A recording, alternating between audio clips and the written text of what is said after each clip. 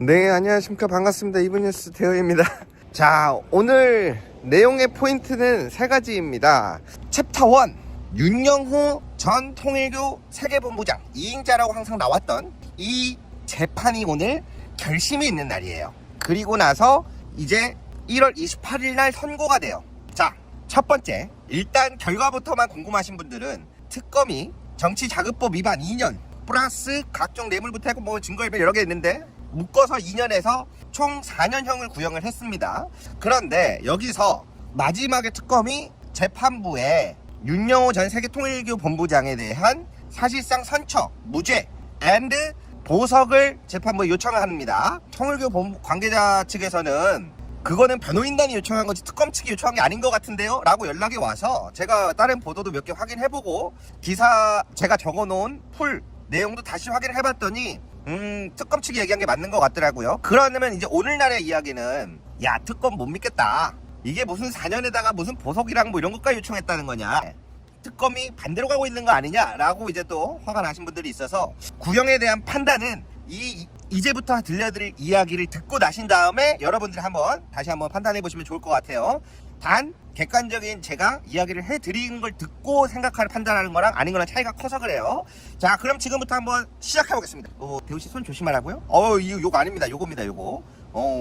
이거 아니에요. 요 밑에 아니에요. 여기에요. 오해하지 마세요. 자, 2021년도 12월경에 세계일보 부회장급 되는 땡땡에게 권성동 씨를 소개받아요. 누가? 통일교 본부장 윤영호 씨가. 그 왜 소개를 받았냐? 자기들을 지원해주고 정책도 만들어줄 사람들도 필요하고 입지도 키워나가야 돼. 그거를 찾는 과정에서 또한 통일교 내 이권 싸움 과정에서 세계일보 부회장급으로부터 권성동 씨를 소개를 받습니다. 그렇게 해서 통일교 본부장 윤영호 씨가 권성동을 만나요. 우리 이런 사업도 하고 싶고 이런 것 좀 밀어주고 도와줘라 라고 이야기를 하는데 곧 있으면 뭐가 있을 때였어요? 대선이 벌어질 때였어. 그러면 니들이 우리 도와라 라는 이야기들이 이제 진행되기 시작했던 거죠. 그러면서 권성동 씨가 통일교 한학자 총재도 만나러 갑니다. 그리고 절도 하고 막 그래요. 그 과정에서 지금 보도 나오는 나경원 의원 막 등장해갖고 일정을 조율하려고 했다, 뭐 마이크 펜스 부통령 이야기가 나오죠. 통일교 그 세계연합본부 교회 거기서 크게 열리는 행사에서 당시 대선 후보인 이재명 후보와 윤석열 후보를 둘 다 부르려고 했어요. 둘 다 불러서 뭘 하려고 했냐, 이제 미국의 부통령을 불러서 미국의 부통령이 이재명 후보가 아닌 윤석열 후보를 지지하는 모습을 연출하면 미국이 윤석열을 지지한다라는 광경이 펼쳐지면서 대선에 이길 수 있을 것이다 라는 계획을 세워요. 그래서 그 얘기가 나온 거고, 중간에 내가 일정 조율하고 싶습니다 튀어나오는 게 사이즈를 크게 가져가려고 그랬어. 그렇게 해서 전 국민 앞에서 미국의 부통령이 이재명이 아닌 윤석열을 지지했다라는 퍼포먼스를 연출하려고 그랬는데 잘 안 된 거예요. 민주당 측에서 안 받아들인 거야.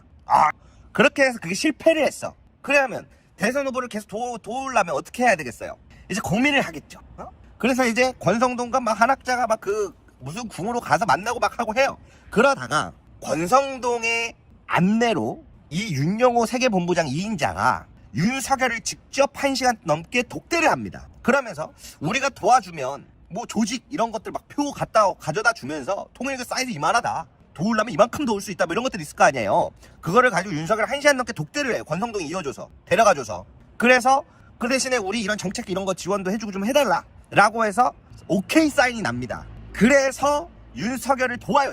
그리고 윤석열이 당선이 되고 나서 얼마 이후에 한국과 아프리카 정상회담에서 갑자기 ODA 관련해갖고 100억 달러까지 막 확대하겠다. 100억 달러면 얼마예요? 14조인데. 왜 그 얘기를 했냐? 아까 뭐라 그랬어요? 통일교에서 하는 행사들도 좀 도와주고 하는데 이거를 정부 돈으로 해달라, 정부 후원으로 해달라. 그래야 자기들 행사가 정부 행사처럼 보이잖아요. 그렇죠?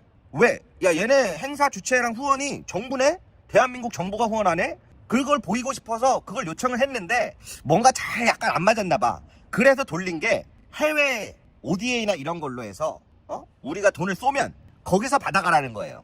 구조가 그렇게 되는 겁니다. 그런데 그거를 100조 달러까지 2030년까지 확대한다고 윤석열이 발표를 한 거예요. 그런 사업이 여러 개가 있어요. 특히 왜 100조 달러까지 갔냐, 100억 달러까지 갔냐, 이 통일교는 뭘 만들고 싶어 했냐면 여러 가지가 있는데 UN 제5차 사무국을 만들고 싶어 해요. 글로벌하게 놀고 싶어 했어. 그래서 근데 이제 윤석열 측에서 이 대선 도와줬는데 이 돈을 못 주겠다, 대신에 이 해외 원조로 되는 돈으로 해서 가져가라고 이렇게 꼬아놓은 거죠. 꼬아놓은 거예요. 근데 실제로 한국과 캄보디아 그 우정 다리 사업이라는 게 2022년도에는 2억으로 시작을 해요. 그런데 막 여기저기서 나서 막 기재부도 나서고 막 여기저기서 나서더니 그 다음 23년도에 50억에서 500억 돼버리고 막 수천억으로 늘어날라 그랬어요. 근데 지금 탄핵되고 이재명 정부가 캄보디아 ODA 사업을 얼마 전에 자르겠다 하고 잘랐죠. 그게 이 돈이에요. 윤석열의 대선을 도와준 대가로 통일교가 원하는 사업을 할 수 있도록 뒤에 국민들의 세금으로 해외 원조로 돈을 보낸 다음에 통일교들이 가져가는 방식을 잘라낸 거예요. 어마무시하게 큰 사이즈예요. 그래서 권성동이 중간다리 역할을 잘했잖아요. 그래서 통일교가 현금 1억 원을 준 겁니다. 그게 여러분들이 아는 관본권이에요. 이해되셨죠? 그리고 권성동에게 현금을 줄 때 그 관계자들이 사진을 다 찍어놨어, 미리. 그래서 권성동은 빼박이에요. 자, 그럼 윤석열도 독대했어. 이제 빼박이죠. 자, 오케이. 여기까지 정리됐죠? 그 다음에 뭐가 있었냐? 7월경에 이제 대선은 이제 당선됐으니까 자기들은 이제 ODA 사업이나 해외 원조를 통해서 수백억, 수천억, 수조 원까지 받을 수 있는 상황이 된 거예요. 그러면 끝났죠. 근데 그 다음에 뭐가 일어났냐면 그 어느 일정 교회로부터 아마 저 오찬기도에 나오는 그쪽인 것 같은데요. 추정하기로는 건진법사라고 김건희 씨랑 친분이 있는 사람이 있다 라고 해서 전성배 씨를 소개받아서 김건희 측에도 좀 이걸 줘야 되겠다. 왜? 자기들은 이제 앞으로 수천억 이상을 받을 수 있는 사람들이 됐잖아요. 윤석열이 14조 달러까지 확대하겠다 했고 이미 5천억 이상 예산이 집행이 막 나가고 있고 뭐 샤넬백 한두 개 사주는 게 어려워요? 그렇게 해서 샤넬백을 갖다 준 거예요. 이게 투트랙 전략입니다. 윤석열 쪽은 이미 됐어. 김건희도 챙기자라고 해서 챙긴 게 샤넬백이랑 차랑 수삼차인가 인삼차인가 나간 게 지금 김건희 측에서는 자기들은 돌려줬고 청탁 이런 거 아니다 그러잖아요. 이미 그 앞에서 엄청 큰 사이즈의 청탁이 이루어진 거예요. 그냥 계속 챙긴 겁니다. 이게 지금의 본질이에요. 그렇게 해서 마치 막 샤넬백 받고 내가 무슨 청탁을 들어주냐 이런 식으로 나오고 있는데 훨씬 더 큰 게 이루어졌다. 그리고 김건희 씨가 윤영호 본부장 측에다가 먼저 제안을 하기도 합니다. 우리 곧 있으면 당대표 선거 있는데 도와달라. 김건희 씨가 먼저 빼박이에요. 이해되셨죠? 그렇게 해서 진행이 됐고 중간에 이제 권성동한테 또 연락이 옵니다. 혹시 너네 한학자 어머님 카지노 하시더나?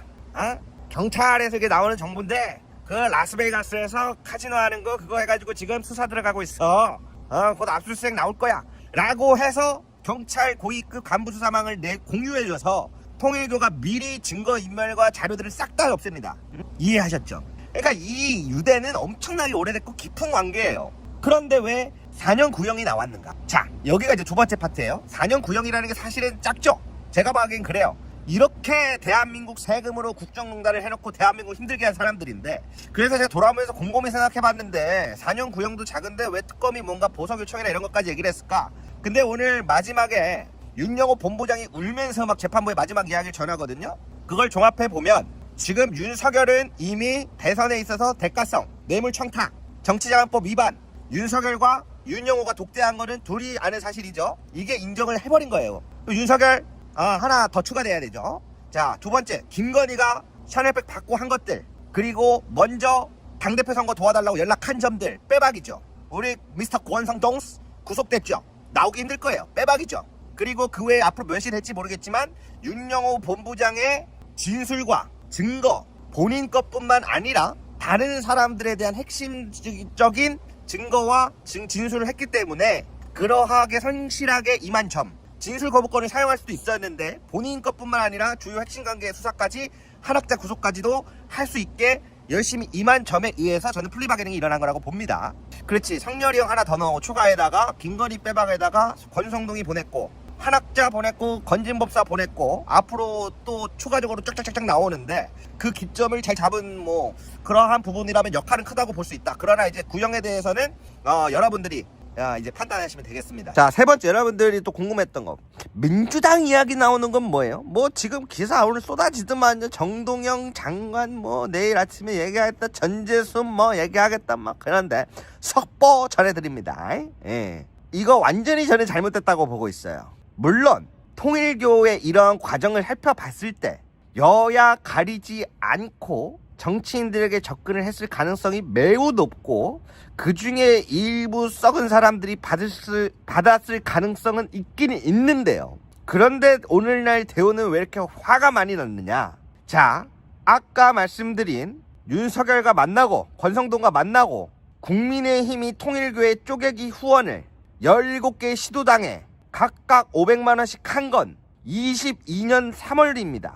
22년 3월부터예요. 그러면 제가 여쭤보고 싶은 건 이미 통일교는 권성동과 주축을 핵진윤과 윤석열 측을 이미 만났고 윤석열을 돕기로 결정을 한 이후에 통일교가 국민의힘 시도당 17개에다가 수억 이상을 후원을 한 거예요. 그런 가운데에서 왜 민주당에 후원을 할까요? 이미 자기들은 국민의힘을 돕기로 결정한 이후에 쪼개기 후원을 했는데 국민의힘에만 너무 하면은 속보일까봐 민주당에 했을까요? 저는 그렇지 않을 거라고 봅니다. 두 번째, 그렇게 말씀드린 이유가 방금 말씀드린 듯이 저는 통일교가 국민의힘에 쪼개기 후원을 한 게 22년도 3월경부터 5개의 지구, 서울, 경기, 강원, 춘천, 충북 이런 식으로 그 각각의 명단과 금액 각 500만원씩이라고 말씀을 근거로 드렸습니다. 그러면 민주당 쪽에도 쪼개기 후원을 했다라고 보도를 낼 거면 언제, 어디 지부에, 누구에게, 얼마를, 어느 계좌를 통해 그 팩트를 가지고 보도를 해야 되는 게 맞지 않습니까? 왜 그러냐면 오늘날 나온 윤영호의 재판 자체는 사실상 2022년도의 자료를 가지고 재판하는 겁니다. 그리고 오늘날 조금 추가된 걸 주로 하는 건데 쪼개기 자체의 자료는 22년도를 기반으로 하고 있는데 그러면 통일교가 쪼개기 후원을 민주당에 했다고 하면 어느 지부에 누구한테 어느 시점에 어느 계좌로 했는지 저와 같이 밝히면서 보도를 쓰는 게 진정한 보도 아닐까요? 그렇지 않습니까? 제가 이 말씀을 드리는 이유 세 번째, 이거는 남부지검에도 전하고 싶은 이야기인데요. 김건희의 문자가 어떻게 세상에 드러나게 되었는가 오늘날 특검으로 인해서 2018년도 윤영호 세계통일교 본부장은 경북 영천시장을 밀어주기 위해 무언가를 진행했던 것으로 보입니다. 그 과정에서 남부지검이 수사하는 과정에서 핸드폰 속에 김건희에 대한 청탁 문자를 발견합니다. 그리고 그게 중앙지검을 통해서 오늘날 특검이 확보를 했는데요. 제가 이 사실을 어떻게 아냐? 오늘 세계통일교 본부장 윤영호 변호인단이 주장한 것은 자신들이 그러지 않았다라고 부인하는 것이 아니라 특검이 수집한 증거가 남부지검이 애초에 수집했던 거를 폐기를 안 하고 갖고 있었던 거 아니냐? 그렇기 때문에 위법한 증거라고 반론을 했기 때문입니다. 정리를 해보자면 남부지검은 김건희의 청탁과 관련된 문자를 이미 예전부터 갖고 있었고 그것을 모른 채 왔으며 이미 그 시점에서 민주당에 대한 쪼개기 후원이 이루어졌더라면 그 내역도 나왔어야 된다는 겁니다. 국민의힘 내역이 모두 나온 것처럼 제가 보안상 국민의힘 쪼개기 후원의 각 지역과 명단을 다 불러드릴 수는 없지만 그것을 실제로 확인하였고 계좌까지 확인을 하였는데 그러면 같은 시점에 이뤄졌다면 민주당의 쪼개기 후원 내역의 자료도 나와야 되는 거 아닙니까? 그런데 오늘날 윤영호 측에서 이러한 발언이 나왔다. 그리고 어떻게 특검의 수사보고서에서 이름이 등장했는지 모르겠으나 제 추정은 통일교에서는 여러 정치인들을 만나서 본인들의 돌파구 방향을 찾는 과정에서 만난 정치인들에 대한 기재를 한 것 같습니다. 그렇다고 해서 다 대가성으로 뇌물을 받았다라고 볼 수는 없는데 무엇을 근거로 해서 그렇게 오늘날 보도를 쏟아내시는지 여쭤보고 싶습니다. 그리고 설령 받은 사람이 있다고 한들 국민의힘 쪼개기는 정치 후원은 500만원까지 가능한데 500만원을 17개 시도당을 나눠서 줬어요. 한 사람한테만 줬다 그러면 그것은 문제가 될 수 있는가? 두 번째, 의도적으로 그 사람을 보내기 위해서 일방적으로 후원을 보낸 걸 수도 있는데 이 세 가지 그것에 대한 어떠한 체크를 하고 이렇게 사람들의 마음을 흔들 수 있는 건가? 어떠한 체크도 없는 보도를 보면서 그 셋 중에 단 하나라도 이야기 나오는 게 없다.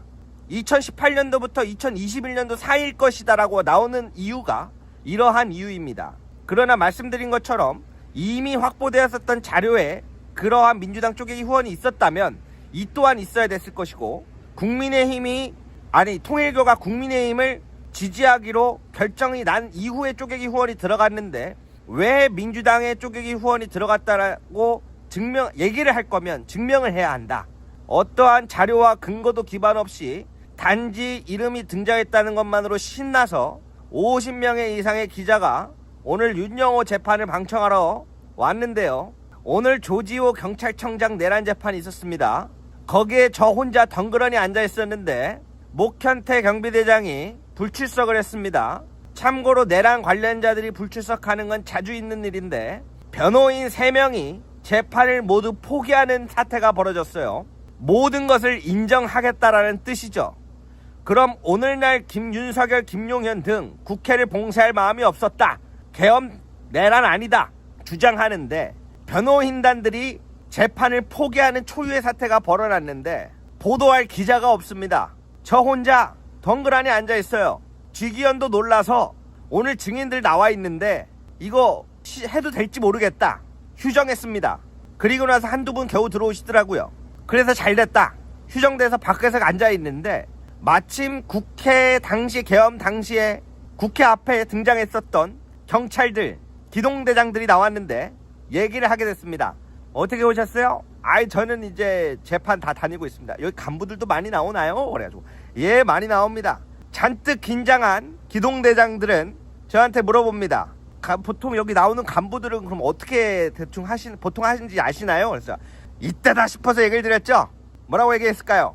딱 2가지 부류가 있다. 정신 못 차리고 반성 안 하는 부류 하나, 입국 탓하고. 2번째, 있는 한 최대한 열심히 설명을 하면서 그래도 잘못됐다라는 거를 알리려고 하는 사람.